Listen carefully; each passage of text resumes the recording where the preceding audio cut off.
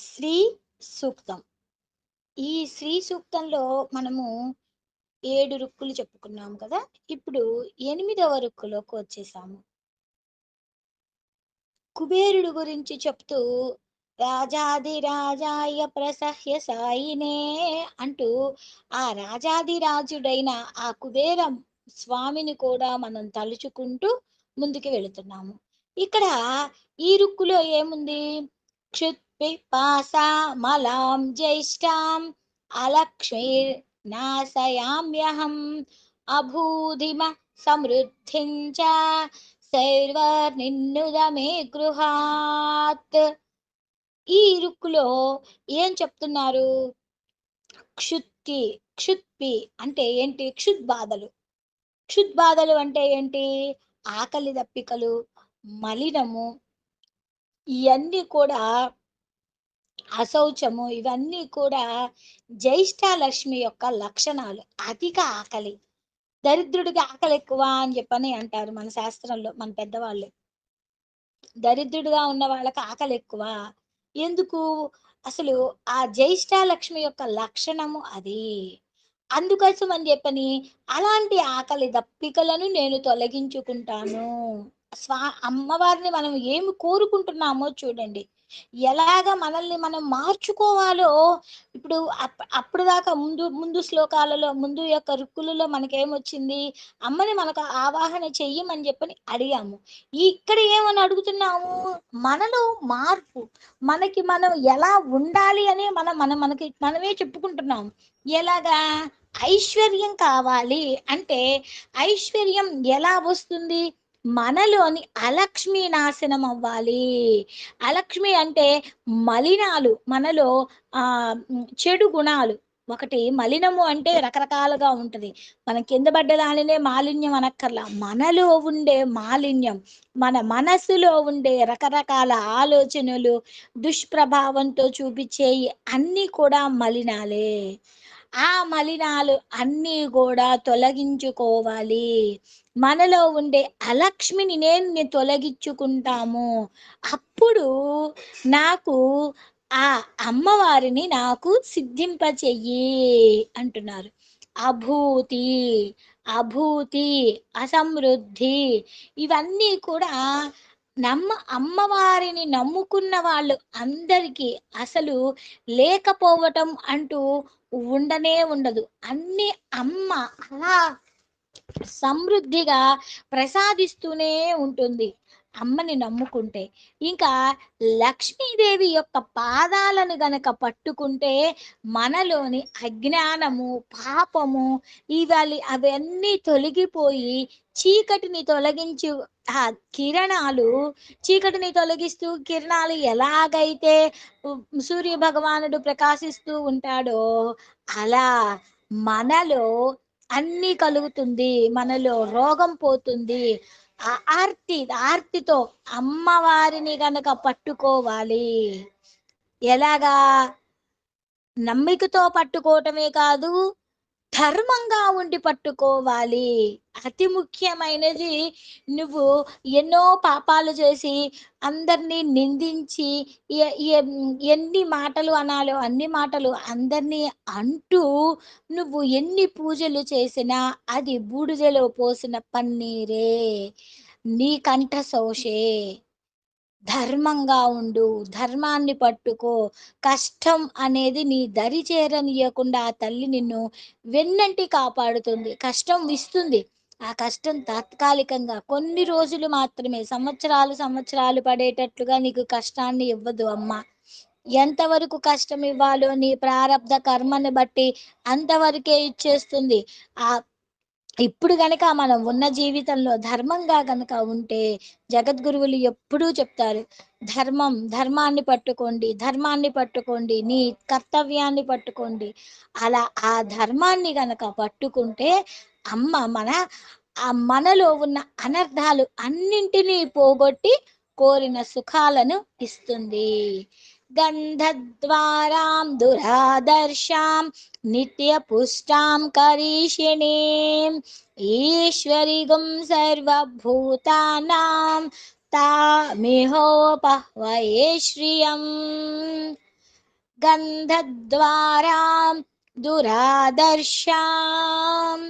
ఏమిటి గంధద్వారాం దురాదర్శాం అంటే? గంధము అంటే పరిమళ ద్రవ్యం. పరిమళ ద్రవ్యాలు అంటే అమ్మవారికి ప్రీతికరం.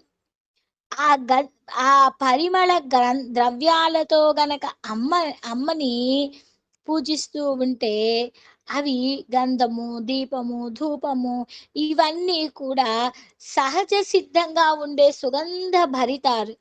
అందుకని గృహంలో కాంతి ఉండాలి ఎప్పుడు.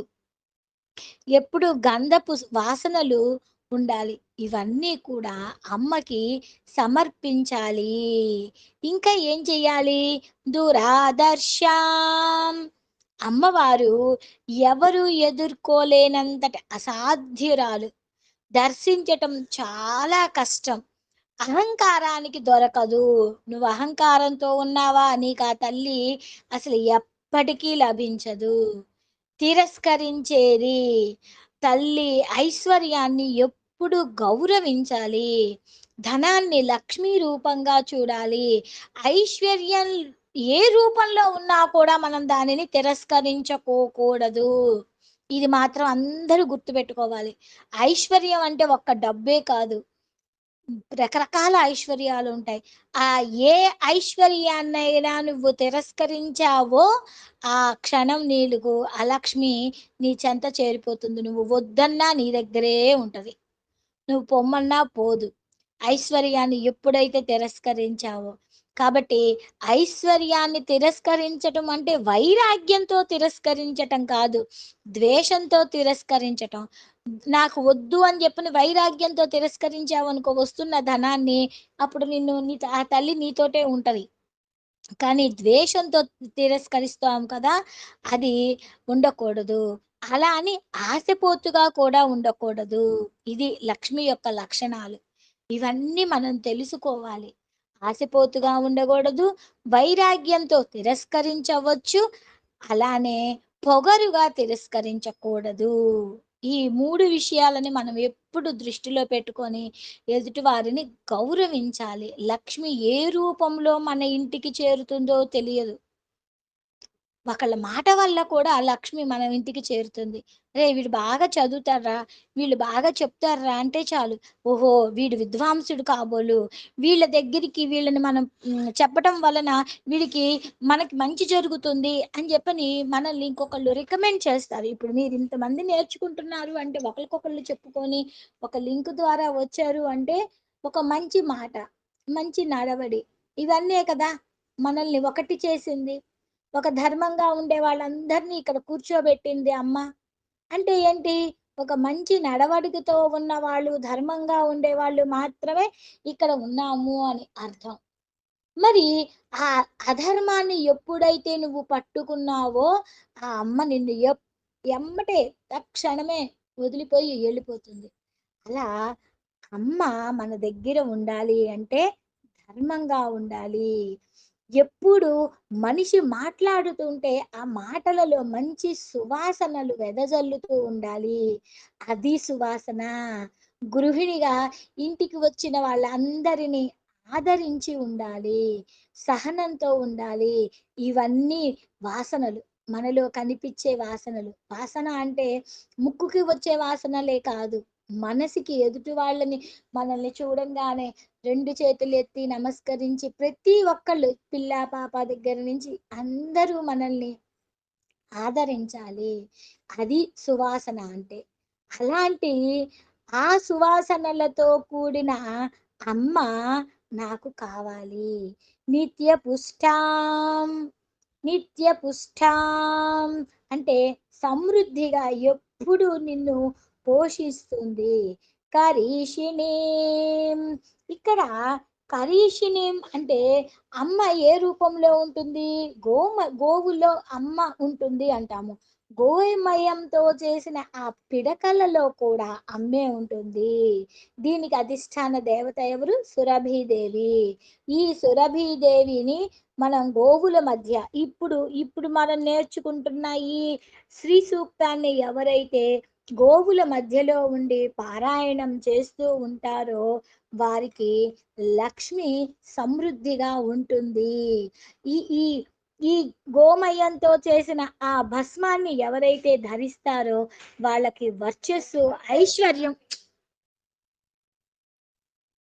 వాళ్ళకి వర్చస్సు, ఐశ్వర్యం కూడా ఉంటుంది. గోవు దగ్గర లక్ష్మీదేవి ఉంటుంది. అపారమైన గో సంపద మనకి ఎంతో మంచిని పెంచుతుంది. అలాగా కర్షిణీం అంటే ఇంద్రియము. ఇక్కడ ఇంద్రియాలలో ఒక చైతన్య శక్తి.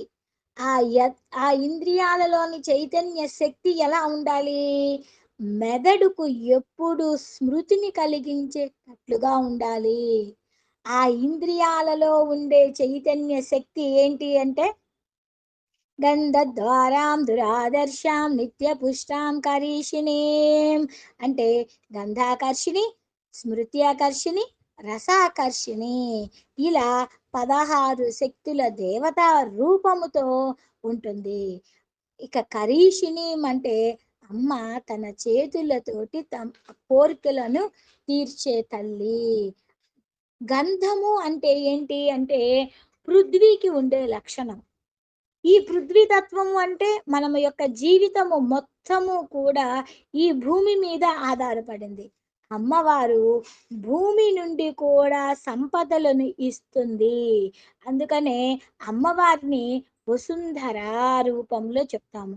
గో శబ్దము అంటే భూమికి, గోవికి అన్నిటికీ సరిపోతుంది. కాబట్టి ఆకర్షణి శక్తి ఆ భూమికి కూడా ఉన్నది. गन्धद्वारां दुरादर्शां नित्यपुष्टां करीषिणीम् ఈశ్వరిగం సర్వభూతానాం తామిహోపహ్వయే శ్రియం. ఇక పదవ దానికి వెళ్దాం. మనసః కామమాకూతిం వాచः సత్యమశీమహి పశూనాగం రూపమన్నస్య మయ శ్రీ శ్రేయతాం యసః. మనసః కామమాకూతిం వాచः సత్యమసీమహి పశూనాగం రూపమన్నస్య మయ శ్రీ శ్రేయతాం యసః.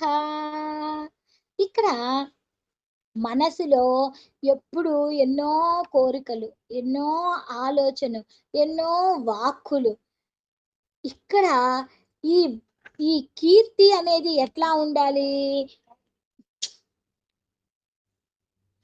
సంకల్పముతోటి, సంతోషముతోటి ఉండాలి. మన మనస్సు ఎప్పుడు మనసః కామమాకూతిం వాచః సత్యమసీమహి.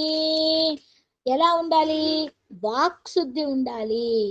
గోక్షీరాన్ని నివేదించి ఈ మంత్రంతో గనక మనము అమ్మవారిని ఈ శ్లోకంతో అర్చిస్తే భోగ భాగ్యాలు కలుగుతాయి.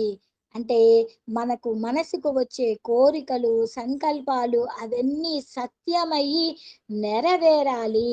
అనుకున్నది అనుకున్నట్లుగా నెరవేరాలి. అది ధర్మబద్ధమైనది. అలా గనక నెరవేరుతుంది అంటూ ఈ శ్లోకంలో మనకి చెప్తున్నారు. మనం ఆహారం ఎలా తీసుకుంటాము? భక్ష్య భోగ్య లేహ్య చోహ్య రకాలుగా చూసుకుంటాం. ఒకసారి మీకు చెప్పాను భక్ష్య భోక్ష్య లేహ్య ఇవన్నీ అంటే ఏమిటో. తర్వాత 11వ నామంలోనికి వెళదాం. కర్ధమేన ప్రజాభూత మయి సంభవ కర్ధమా శ్రియం వాసయ మే కులే మాతరం పద్మమాలిని. కర్దముడు చేత లక్ష్మి పుత్రవతి అయినది.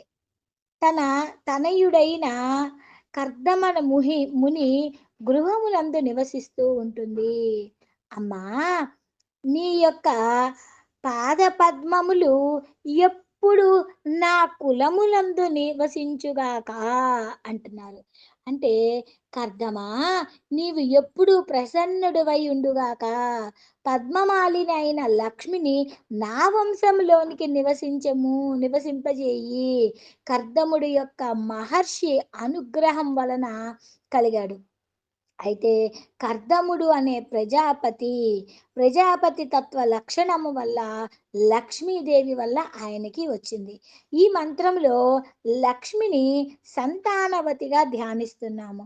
ఈ మంత్రాన్ని సంతానం కలిగిన ముత్తైదువులు పూజిస్తే వాళ్ళ వంశ వృద్ధి జరుగుతుంది. ఈ మంత్రానికి ఋషి కర్దమ మహర్షి. కర్దమము అంటే ఏమిటి? సంస్కృతంలో బురద. బురద అంటే పృథ్వీతత్వము జలతత్వము కలిగినది. పృథ్వీతత్వంలో ఏముంటుంది? మూలాధారం. మూలాధారే అన్నట్లుగా మన పృథ్వీతత్వానికి మూలాధారం నుంచి బయలుదేరిన ఈ కుండలిని శక్తి ఎక్కడికి వెళ్తుంది? సహస్రారం దగ్గరికి వెళ్తుంది. ఆ సహస్రారంలో అమృతత్వంతో కూడిన జలతత్వంతో కలిసి మరలా మూలాధారానికి విచ్చేసి తడుపుతూ ఉంటుందన్నమాట. అంటే అమ్మవారి అనుగ్రహం కలిగితే మనకి కర్ధమ స్థితి అనేది కలుగుతుంది. ఇటువంటి ఎప్పుడు అనుభవం నాకు కలగాలి అంటూ ఈ ప్రార్థనలలోని ఈ మంత్రములలో మనం వేడుకుంటున్నాము. శ్రియం వాసయ మే కులే. కులే అంటే వంశము. అమ్మా, ఎప్పుడు నా ఆ వంశము ఐశ్వర్యంతో ఉండుగాక అని కోరుకుంటూ ఇంకా ఏమంటున్నాము? మన శరీరంలో సూక్ష్మంగా ఉండే షట్చక్రాలలో ఉండే పదాన్ని కుల పదము అంటాము. ఇవి ఎలా ఉంటాయి? 6 చక్రాల 6 చక్రాల పద్మముల వలె ఒక మాలలాగా ఉంటుంది. ఆ మాల ఏమవుతుంది? పద్మమాలిని. కులాంగన, కులాంతస్థ, కౌలిని, కులయోగిని. ఆ పద్మాల మధ్యలో నివసిస్తుంది తల్లి. అందుకని మాతరం పద్మమాలిని. ఏంటి ఆ మాల? మూలాధారం దగ్గర నుంచి సహస్రారం వరకు ఉండే ఆ పద్మాలలో నివసిస్తే ఒక మాలలాగా ఉన్న అమ్మని నేను స్తుతిస్తున్నాను. చూడండి ఎన్ని రకాల భావనలతో ఉన్నదో. శ్రీ సూక్తం అంటే మనం మామూలు ఏదో చదువుతూ ఉన్నాము, కానీ ఎంత లోతైన అర్థం ఉన్నదో చూడండి. ఇంకా తీసే కొద్ది లోతైన అర్థాలు వస్తూనే ఉంటాయి, ఒకదానికొకటి అన్వయించుకుంటూ ఉంటాయి. కర్ధమేన ప్రజాభూత మయి సంభవ కర్ధమా శ్రియం వాసయ మే కులే మాతరం పద్మమాలిని. ఆపసృజంతి స్నిగ్ధాని చిక్లీతవ సమే గృహే నిచ దేవి మాతరం శ్రియం వాసయ మే కులే. ఇక్కడ చిక్లీత, ఈ ఈ మంత్రాన్ని గనక నిదానంగా జపిస్తే అసలు దుర్భిక్షాలు అనేవి ఉండవు. ఎలా ఉంటుంది? జల సమృద్ధి చక్కగా ఉంటుంది. ఈ జల సమృద్ధితో కూడిన సాగరాన్ని చెప్తూ ఉంది ఈ ఈ శ్లోకం. ఈ సాగర మదనం అనేది జరిగినప్పుడు సర్వ సంపదలు మనకి వచ్చినాయి. అవి అలానే జలాలు అనేవి మనకి ఆనందదాయకమైన వస్తువులని ప్రసాదించాలి అని కోరుకుంటున్నాము. ఇక్కడ చిక్లీతుడు అనేవాడు కూడా చిక్లీతుడు అనేవారు కూడా లక్ష్మీదేవి యొక్క పుత్రులు. చిక్లీత అంటే జలములు. ఆపసృజంతి స్నిగ్ధాని అంటే జలములు మాకు స్నిగ్ధమైన వస్తువులు ఇచ్చుకాక. స్నిగ్ధము అంటే జిడ్డు. ఈ జిడ్డు ఎలా ఉండాలి? స్నేహమయమైన స్థితి కావాలి.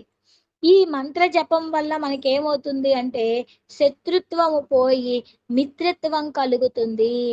జలస్వరూపిణి అయిన దేవత నాకు అన్ని రకములుగా నాకు స్నిగ్ధాలను కలిగింక చేయుగాక అంటూ అమ్మవారిని ఎలా ధ్యానించాలి అంటే క్షీరసాగరము నుండి ఉద్భవిస్తూ జలాది దేవత అయిన ఆ దేవత సరస్సులో నుంచి అలా ఉద్భవిస్తున్నట్లుగా భావిస్తూ ఉంటే, అమ్మవారిని ఆ విధంగా ధ్యానం చేసుకుంటూ ఉంటే మన మన ప్రాంతమే కాదు, అన్నీ కూడా ఎప్పుడు అన్ని సమృద్ధిగా, జల సమృద్ధిలు మొత్తము కూడా ఎలాంటి కష్టము లేకుండా ఉంటుంది ఈ శ్లోకం కనుక మనము పారాయణ చేసుకుంటూ ఉంటే. ఈ ఈ రుక్కుని కనుక మనము మంత్ర రూపంలో ఉన్న ఈ రుక్కుని కనుక మనము సాధన చేసుకుంటూ కొన్ని వందల సార్లు కనుక జరుగుతూ ఉంటాయి. ఆపసృజంతి స్నిగ్ధాని చిక్లీతవ సమే గృహే నిచ దేవీం మాతరం శ్రియం వాసయ మే కులే. సర్వం జగదాంబ పాదారవిందార్పణమస్తు.